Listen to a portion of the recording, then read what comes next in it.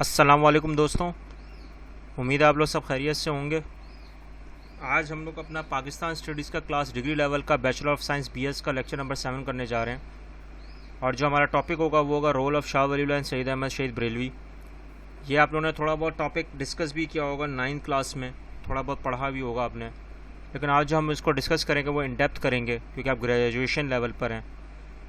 اور اس کو سمجھنے سے پہلے ہم یہ چیک کریں کہ ہم نے پریویس ٹاپک میں کیا پڑھا تھا۔ ہم نے پریویس ٹاپک میں جو ڈسکشن کی ہے وہ ویریس اسکول آف تھاٹس تھا، سلسلہ کا جو صوفی اور علماؤں نے جو اس وقت کے حساب سے بر صغیر اور ہندوستان میں جو عام کام کیا، جو اسلام کو پھیلانے میں اپنے نظریے دیے، اپنے اسکول آف تھاٹس دیے، وہ ہم نے ڈسکس کیا تھا۔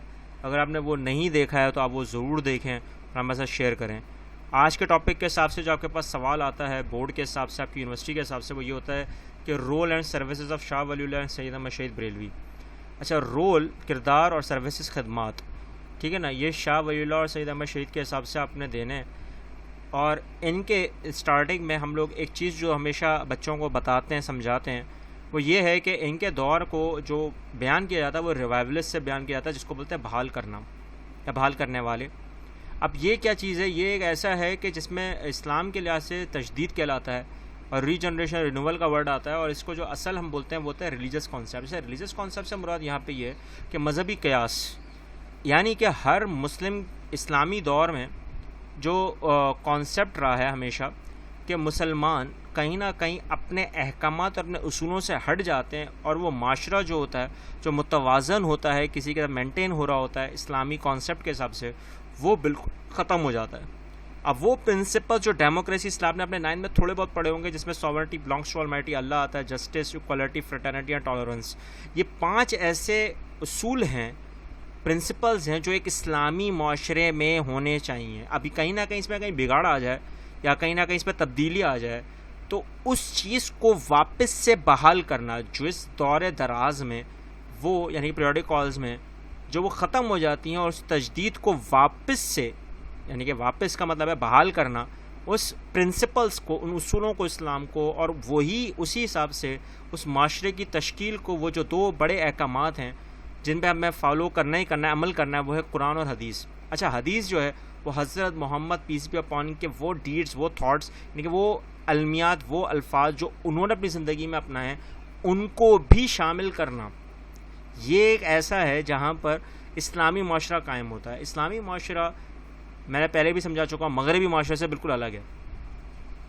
تو اس کو پھر اس کے ساتھ کمپیئر مت کیجیے گا، تو وہ کمپیریزن میں نہیں ہے۔ تو یہ ایک ایسا تھا، تو یہ جب بھی ختم ہو جاتا ہے تو اللہ کہیں نہ کہیں اپنے خاص بندے جن کو ہم ولی بولتے ہیں ان کو بھیجتا ہے تاکہ واپس سے وہ چیزیں بحال ہو جائیں جو ختم ہو رہی ہیں۔ اور یہ ہر دور دراز میں ہوا ہے، وہی ups and Downs, rise and fall کا جو چکر ہے، اب تو فال ہی ہے، لیکن وہ اس لیے کیونکہ ہم لوگ اب کتنا اپنی چیزوں کو کھوتے ہی جا رہے ہیں، عمل تو کر ہی نہیں رہے۔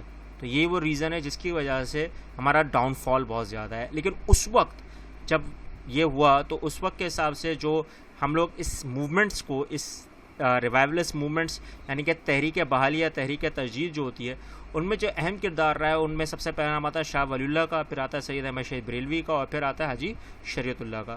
اگر یہ کورس میں رکھا جاتا ہے اور بچوں کو سمجھایا جاتا ہے تو صرف نمبرز کے لیے نہیں سمجھایا جاتا ہے، یہ عمل کرنے کے لیے بھی سمجھایا جاتا ہے کہ یہ لوگوں نے جب کیا ہے تو ہم کیوں نہیں کر سکتے۔ وہ ریزن یہ ہے کہ ہم اپنی زندگی میں عمل میں لاتے ہی نہیں ہیں نا، تو ہم تو صرف پڑھتے ہیں، سمجھتے ہیں، سائڈ پہ کیا، چل بیٹا پڑھنا ہی نہیں ہے، وہ سمجھنا ہی نہیں ہے، تو پتہ ہی نہیں ہے لوگوں کو، پتہ نہیں ہوتا تو بچوں کو بھی نہیں پتہ ہوتا، تو یہ ایک ریزن ہے۔ اچھا، تو اس میں سب سے اہم آتا ہے شاہ ولی اللہ، اس میں 1703 ہے، 1762 میں اچھا ان کا اہم کردار آتا ہے۔ اچھا پلیز یہ اچھی طرح یاد رکھیے گا کہ یہ آپ کے پاس MCQs آ سکتے ہیں، تو MCQs میں آپ نے نوٹ کرنا ہے، اور 1703 سے 1762، ٹھیک ہے نا، یہ MCQs میں بہت زیادہ آتا ہے، ٹھیک ہے، تو آپ کو ان چیزوں کا پتہ ہونا چاہیے، کیونکہ 1703 میں شاہ ولی اللہ جو ہیں وہ دلی میں پیدا ہوئے ہیں، ان کے فادر کا نام شاہ عبد الرحیم تھا۔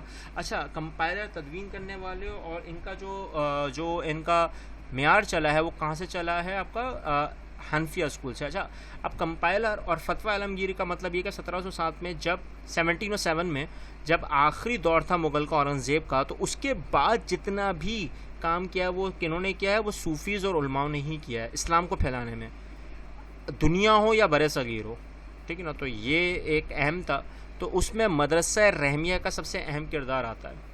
اب اہم کردار میں ان میں جو شاہ ولی اللہ ہے ان میں ان کا جو اصلی نام تھا وہ تھا قطب الدین. اچھا قطب الدین ایبک میں نہیں بول رہا ہوں, وہ مغل ہیں تو وہ ایک الگ کانسیپٹ ہے. وہ قطب الدین ان کا اصل نام تھا, تو یہ MCQ میں کنفیوژن ہو جاتی ہے بچوں کو اور وہ کہیں اور ٹکی کر دیتے ہیں. تو قطب الدین کا اصل نام تھا. 15 سال کی عمر میں انہوں نے ساری اسلامی تعلیمات جن کا وہ کیا بولتے ہیں اسکولز کے حساب سے جو الگ الگ ہیں, جیسے شیعوں کا سنیوں کا, تو وہ سب کا ملا کر انہوں نے ساری تعلیمات حاصل کر لی تھی 15 سال کی عمر میں. یہ ذہانت تھی ان کی اور یہ حقیقت ہے, یہ میں نہیں بول رہا ہوں. یہ سارے انٹلیکچوئلز, یہ سارے دانشور جتنے اسکالرز علماء ان کا یہ ہے. اب آپ اندازہ لگا رہے ہوں گے باقاعدہ شیخ ایڈمنسٹریٹر رہے, 17 سال کی عمر میں یہ اپنے مدرسے کے شیخ بن چکے تھے, جو ہم آج عام فہم لفظوں میں ایڈمنسٹریٹر بولتے ہیں. یعنی کہ 3000 سے بھی زیادہ بچے اس میں ہیں اور باقاعدہ 17 سال کی عمر میں یہ بن چکے ہیں. تو ان کی ذہانت کا لیول کہاں ہوگا یہ آپ سمجھ سکتے ہیں. اور پلس ظاہر سی بات ہے ان کا سب سے اہم کردار ہے ان کی اپنی مذہبی زندگی کے حساب سے, جو یہاں پہ ہندوستانی مسلمانوں کو واپس سے ان کے اندر جذبہ جنون اجاگر جو کیا اسلامی معاشرے کا, ان کی وجہ سے ان کو خطاب ملا ولی اللہ کا, فرینڈ آف گاڈ. اب وہ کیا تھا, کیا کردار تھا, کیا خدمات تھی, وہ ہم دیکھیں گے, چیک کریں گے. ان کا انتقال جو ہوا ہے وہ 20 اگست 1762 میں ہوا ہے, یعنی کہ 1762 میں ان کا انتقال ہوا ہے. آپ سے ایئر پوچھتے ہیں, پلیز اس کو اچھی طرح یاد رکھیے گا. MCQs آتی ہیں, ہر چیز پوچھ لیتے ہیں تو آپ کو پتہ ہونا چاہیے. اچھا اب ان کے کردار میں جو ان کا مین کردار تھا وہ اویئرنیس تھا, شعور تھا مسلمانوں کو یہ دینا کہ جٹس ہیں مراٹھاز جو ہیں وہ بہت ہی زیادہ مسلمانوں کو بیدار کر چکے ہیں اور ان کی نسل کشی کر رہے ہیں, یعنی کہ ان کو مار رہے ہیں, ختم کر رہے ہیں. اور یہ ہوا بھی ہے, یہ پورا سلسلہ چلا ہے. اگر آپ نے نوٹ کرا ہو تو باقاعدہ پھر انہوں نے لیٹرز لکھے ہیں, انہوں نے خط لکھے ہیں اسلام کو بچانے کے لیے, کن کو, کیونکہ مغلوں کا دور تو ختم ہو چکا تھا. ہم آگے چیک کریں گے. باقاعدہ پرشین لینگویج میں, فارسی لینگویج میں انہوں نے قرآن کو پورا ترجمہ کیا, ٹرانسلیٹ کیا اور ریسرچ آن ورک کیا اسلام میں. وہ کیا ہے وہ بھی ہم چیک کریں گے. آپ نے اگر نوٹ کرا ہو کہ شعور جو دیا جٹس ہے مراٹھاز کا وہ اس لیے دیا کیونکہ ہم لوگ تو جہاں خوبصورت چیز کو دیکھا وہاں چاہے وہ معدنی ہو چاہے کوئی بھی ہو تو ہم بھاگ جاتے ہیں. تو بھاگنے کا مقصد ہی ہوتا ہے کہ اپنے ایمان پہ کمزوری آ گئی. تو یہ ہوا ہے مسلمانوں کا ہمیشہ رہا ہے. اور آپ نے اگر نوٹ کرا ہو کہ اس وقت کے حساب سے پھر یہ خط لکھتے ہیں اس وقت کے جو بہت بڑے رولر ہیں, سردار ہیں, بادشاہ نہیں ہیں, سردار ہیں. اور اگر آپ نے نوٹ کرا ہو سرداروں کا کانسیپٹ تو ہم نے قبیلوں میں چلتا ہے, وہ ہے, وہ اسلام میں ہو سکتا ہے. پائس مین ہوتا ہے یعنی کہ سمجھدار شخص ہوتا ہے, اس کو سردار بولتے ہیں, وہ ایک الگ بات ہے. لیکن ہم لوگ تو بادشاہ اور شہزادے میں کوئی فرق نہیں رکھتے نا آج, تو وہی مسئلہ ہے. تو ہم بادشاہت بھی ہیں اور بادشاہ کا کوئی کانسیپٹ نہیں ہے اسلام میں, ہے ہی نہیں, کہیں بنا کے بیٹھے ہوئے, تو وہ ایک الگ ہے. اچھا تو اس وقت کے حساب سے شاہ ولی اللہ کا جب وہ خط لکھتے ہیں کہ اس کو احمد شاہ ابدالی, احمد شاہ درانی جو اس وقت کے افغان رولر ہیں, سردار ہیں, اور پھر وہ یہاں آتے ہیں کس کے ساتھ, روہیلا سردار کے ساتھ اور نجیب اللہ کے ساتھ جو حیدرآباد دکن کے ہیں. اب آپ اندازہ لگا رہے ہوں گے کیونکہ میں نے مینشن نہیں کیا کہ یہ وہ شخص ہیں جنہوں نے واقعی میں مسلمانوں کے قافلے کو لے کے نکلے اور باقاعدہ جنگ کی کس کے ساتھ, جٹ سے مراٹھا کے ساتھ. کس مقام پر, جو بہت مشہور ہے بیٹل آف پانی پت کے نام سے, پانی پت کے مقام پر باقاعدہ یہ جنگ ہوئی ہے 1761 میں. اور یہ وہ جنگ تھی جس کے اوپر آج کے دور میں فلم بنائی گئی ہے. آپ سے شیئر اس لیے کر رہا ہوں کہ تاکہ آپ کو پتہ ہو تھوڑا بہت. اب وہ اس میں تو بالکل ہی ایک الگ ہی کہانی دکھا دی ہے کیونکہ انڈیا ہے, ہمیں اپنی ہسٹری کا پتہ نہیں ہے, تاریخ کا پتہ نہیں ہے, جو بنا دو منہ پر اٹھا کے تو مان لیتے ہیں فوراً. تو اس میں دکھایا مسلمان اور ہندو دونوں ہی جٹ سے مراٹھا ختم ہو گئے. تو میں اس کو ڈسکس نہیں کروں گا, لیکن آپ کو بس سمجھانے کے لیے بتا رہا ہوں کہ یہ بنی ہے اور اس کا بالکل ہی معیار ہی الٹا چینج کر دیا ہے. جبکہ انٹلیکچوئلس, دانشور اور اسکالرس باقاعدہ انڈیا کے بھی لکھتے ہیں کہ مسلمانوں نے بڑی برے طریقے سے شکست دی تھی جٹس اینڈ مراٹھاز کو اس مقام پر. اور وہ الگ بات ہے کہ ہم لوگ نہیں مانتے, ہم لوگ مانتے ہی نہیں, تو ہمیں پتہ نہیں. اچھا تو پھر ایک بات آتی ہے کہ ہولی قرآن کو فرسٹ ٹرانسلیٹ جو پرشین لینگویج, فارسی لینگویج میں جو یہاں پہ ترجمہ کیا وہ کس نے کیا ہے, شاہ ولی اللہ نے. اچھا سندھی میں جو پہلا قرآن ٹرانسلیٹ ہوا ہے, ترجمہ ہوا ہے, وہ کس نے کیا, عزیز اللہ اخوند صاحب نے کیا ہے. یہ ایک ایسا فرق آتا ہے کہ جہاں پہ ہم لوگ یہ سمجھتے ہیں کہ فارسی اور وہ کرنے والے ایک نہیں, فارسی کا برِ صغیر میں پہلا جو کانسیپٹ آیا, قیاس آیا ترجمے کا, وہ کس نے دیا, شاہ ولی اللہ نے دیا. تو اس کو اچھی طرح یاد رکھیے گا, یہ ذرا پرابلم آ جاتی ہے, یاد نہیں رہتا. اور اس میں سب سے اہم کتاب جو چل رہی تھی پوری یونیورسٹیز میں, اب وہ پتہ نہیں کہاں چلی گئی, وہ حجۃ البالغہ تھا جس میں پروفاؤنڈ ایویڈنس آف اللہ تھا, اللہ کی وحدانیت وجود کو اہم کرنا تھا. میں نے کتاب کو کراچی یونیورسٹی میں دیکھا بھی ہے اور بڑی اچھی کتاب تھی. اس میں اس میں بہت بڑے بڑے کلمات لکھے ہوئے ہیں کہ ہم اللہ کو کیسے اپنی اس کے نا ایویڈنسز اس کے بتا سکتے ہیں کہ اللہ موجود ہے، اس کی وحدانیت کو ہم بیان کر سکتے ہیں. اور حیران کی بات ہے ہم اب پڑھتے نہیں تو پتہ نہیں، سچ بات ہمیں پتہ ہی نہیں، ہم تو یہ بیان بھی نہیں کر سکتے، ہم تو یہ بھی نہیں مانتے کہ اللہ رحم اللہ رحم. اچھا، تفسیر قرآن ایکسجینسس جو پورا تصویر تھی، سمری تھی، وہ انہوں نے دی. ورڈ آف اسلام کو پورا انسائکلوپیڈیا دیا، لیکن یہ بھی نہیں پتہ. اچھا، اسلامک جورسپروڈنس فقہ یعنی کہ اسلامی قانون سازی کا پورا کانسیپٹ جو تھا ویسٹرن نے اپنایا، وہ ہم نے اپنایا ہی، ہم نے چھوڑ دیا. تو یہ بھی انہوں نے دیا فقہ کا پورا کانسیپٹ، لیکن قیاس تھا ہم بھول گئے، پتہ ہی نہیں ہے، عمل ہی نہیں ہے. جھوٹ اتنا بولتے ہیں، دھوکہ اتنا دیتے ہیں، تو پتہ ہی نہیں چلتا کہ کیا تھا کیا نہیں تھا. تو اللہ رحم کرے، بس کیا کریں. اب جو آتے ہیں وہ آتے ہیں سید احمد شہید بریلوی. اچھا، سید احمد شہید بریلوی جو ہیں وہ 1786 میں پیدا ہوتے ہیں رائے بریلی میں، لکھنؤ میں. 1806 میں دلی سے نکلتے ہیں کہ جب فادر کا انتقال ہوتا ہے تو یہ مدرسہ رحمیہ میں جاتے ہیں. مدرسہ رحمیہ میں باقاعدہ شاہ ولی اللہ کے بیٹے جو اس وقت مدرسہ رحمیہ چلا رہے تھے وہ کون تھے؟ شاہ عبدالعزیز. کیونکہ آپ کو پتہ ہے 1762 میں انتقال ہو چکا تھا کس کا؟ شاہ ولی اللہ کا. تو ابھی ان کے بیٹے چلا رہے ہیں، تو ان کے شاگرد بنتے ہیں اور قرآن اور حدیث میں سب سے زیادہ عبور حاصل کرتے ہیں. لیکن ان کے اندر یہ عادت تھی کہ یہ اسکالرزم کو آگے ڈلیور نہیں کر سکتے تھے، یہ زیادہ تر مین آف ایکشن تھے. تو انہوں نے کیا کرا کہ انہوں نے پھر وہ چھوڑا، 2 سال وہاں قیام کیا، لیکن پھر چھوڑ دیا. چھوڑنے کے بعد پھر یہ کہاں نکلتے ہیں؟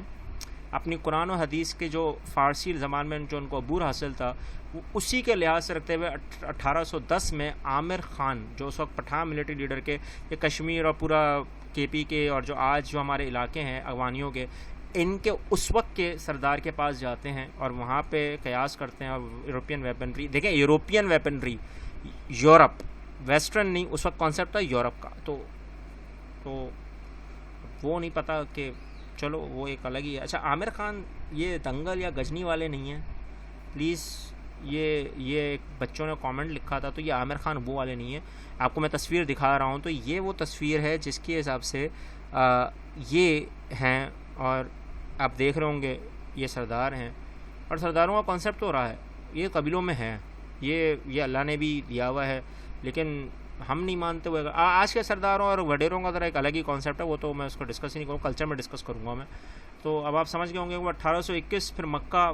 اچھا، یہ مکہ میں نکلتے ہیں، باقاعدہ حج کرنے جاتے ہیں، وہاں 2 سال قیاس کرتے ہیں. قیاس کرنے کے بعد وہاں پہ اپنے کانسیپٹس کو کریٹ کرتے ہیں، کانٹیکٹ کرتے ہیں پورے اس وقت کے انٹلیکچوئلز اور دانشور، اور خاص طور پہ علماؤں سے. اب علماؤں سے جب ان کا ایک نظریہ چلتا ہے تو آپ نے اگر نوٹ کرا ہوگا کہ ان کو پورے دنیا کا اسلام کا کانسیپٹ پتہ چل گیا ہوگا. اب وہ کانسیپٹ جو تھا وہ قیاس آیا، اور وہ قیاس کے بعد یہ 1821 کی بات ہے. تو اس کے بعد انہوں نے جو سب سے زیادہ اہم کردار ادا کیا وہ کس میں کیا؟ سوشل اور ریلیجس ریفارمز، اصلاحات کی سماجی اور مذہبی لحاظ سے اسلام میں. وہ کیا تھی؟ وہ ایک سمپل سا کانسیپٹ تھا جو ہم لوگ آج بھی اس کو ستون میں رکھتے ہیں. وہ کون سا ہے؟ وہ جہاد ہے. اچھا، جہاد کا مطلب صرف یہ نہیں ہے کہ وہ جنگ ہے یا خون خراب ہے یا جھگڑا ہے. اسلام میں ہم نے پتہ نہیں کہاں سے کہاں لے گئے ہیں. اصل جو جہاد کا کانسیپٹ ہے وہ ہے کیا؟ اسٹرائیو ٹو اسٹرگل، جد و جہد. پہلا جو سب سے اعلیٰ مقام ہے وہ ہے نفس کے ساتھ، اپنے آپ کو سدھارنا. تو وہ اپنے آپ کو سدھارنا پتہ نہیں، شاید ہم بھول گئے، پتہ نہیں کہاں نکل گئے. تو اس میں بھی ہم نے ان کو جنگ میں ہی رکھ دیا اٹھا کے. وہ جنگ اس لیے ہوئی کہ تاکہ اپنی اصلاحات کر سکیں نا. ظاہر سی بات ہے ہم لوگ بیدار ہو جاتے ہیں. تو اور اس وقت جو تھا سکھوں کا کانسیپٹ زیادہ عروج پہ تھا. جٹ سے مراٹھاس کو ہم نے شکست دے دی تھی، اب سکھ اٹھ کر آ گئے تھے. تو اب آپ سمجھ گئے ہوں گے. تو وہی کانسیپٹ، وہی قیاس، وہی تصور جو تحریک مجاہدین کا آیا، فریڈم فائٹرز کا، اسٹرگل آف فریڈم فائٹر. اب دیکھیں نا، اسٹرگل آف فریڈم فائٹرز. جب بھی کوئی جہاد کرتا ہے تو اس کو کیا بولتے ہیں؟ مجاہد بولتے ہیں. تو یہ ہے. اور پتہ نہیں کہاں. اچھا، تو fight against corrupt practices and innovation, یہ پہلا ان کا اصول تھا کہ وہ خراب طرز عمل جو بدنیت جو اسلام میں آ چکی ہے اس کو ختم کرنا. پہلا یہ تھا. دوسرا کیا تھا؟ اجتہاد، جو ہمارا انڈیویجول ججمنٹ تھی، انفرادی فیصلے کرنے کی، وہ بھی ختم ہے. وہ تو آج تو بالکل ہی ختم ہے. وہ تو پتہ ہی نہیں چلتا کہ ہم کیا کر رہے ہیں، ایک دوسرے پہ الزام تراشی بس کرتے رہتے ہیں اور کچھ نہیں کرتے. اچھا، پھر صوفیزم کا کانسیپٹ جو اس وقت بہت اعلیٰ مقام پہ تھا، اب تو بالکل ہی اینڈ پر ہے. تو بس وہ کچھ ہی لوگوں کی وجہ سے بچ گیا. ورنہ تو اگر میں بھی کچھ سوال کر لوں تو کسی کو پتہ ہی نہیں ہوگا. وہ ہمیں پتہ ہوگا کہ عدنان سمیع نے ضرور پڑھی ہے وہ جو بردو جولی, کیونکہ وہ فلم میں دیکھی ہے. اگر پوچھوں گا کہ بردو جولی اصل کس نے پڑھی ہے تو وہ پتہ ہی نہیں ہوگا. امجد صابری کا بھی نہیں پتہ ہوگا, غلام احمد صابری کا کسی کو نہیں پتہ ہوگا, وہ بھی پتہ وہ علم ہے تو وہ چھوڑ دیں, تو وہ ایک الگ ہے. اچھا پھر آتا ہے آپ کا پولیٹیکل سپیورٹی, سیاسی عظمت. اب سیاسی عظمت جو تھی, جو آج کے مقام کے لحاظ سے تو بالکل ہی ختم ہے, اس وقت تو بالکل نہیں تھی, کیونکہ ہم لوگ کا تو ویسے ہی خراب ہے طرز عمل چل رہا تھا. تو سیاست میں تو ہم لوگ بالکل ہی پیچھے ہو گئے ہیں, وہ تو ہمیں پتہ ہی نہیں ہمیں سیاست کرنی کس طرح سے. تو وہ ایک الگ تھا. تو یہ 4 ایسے تھے اس وقت جو تحریک مجاہدین اور فریڈم فائٹرز کا سب سے اہم تھا. اگر آپ نے نوٹ کرا ہو تو اس وقت جب سکھوں نے دیکھا کہ مسلمانوں کو یہ آگے بڑھا رہے ہیں تو ان کے ساتھ جنگ آ گئی. اب یہ جنگ آئی تو وہ 1826 میں اکورا کے مقام پر جب ان کے ساتھیوں کے ساتھ جنگ شروع ہوئی تو ان کو ڈیفیٹ ہوئی. کس کو؟ مہاراجہ رنجیت سنگھ کو. اب مہاراجہ رنجیت سنگھ کون ہے؟ وہ یہ شخصیت ہیں. اور ہمیں پتہ ہونا چاہیے کہ جب سکھوں کے اندر یہ ہمیشہ ایک رواج رہا ہے کہ جب ایک دفعہ ہارتے تو نہیں واپس سے کرنا ہے, تو واپس سے کرے تو پھر ہار گئے ہزاروں کے مقام پر, کیونکہ آمنے سامنے جنگ تھی اور اس وقت مسلمانوں کا رتبہ بڑھ رہا تھا.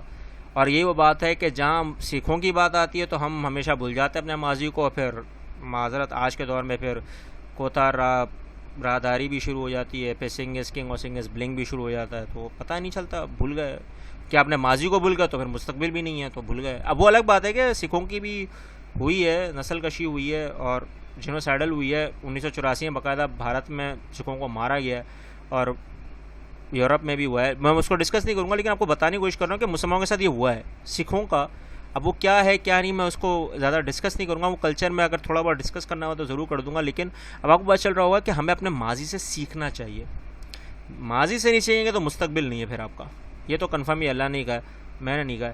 اچھا تو پھر اگر آپ نے نوٹ کرا ہو تو پھر وہی بات ہوتی ہے کہ اس وقت یہ سکھ بھی مانتے ہیں کہ غلط ہوا.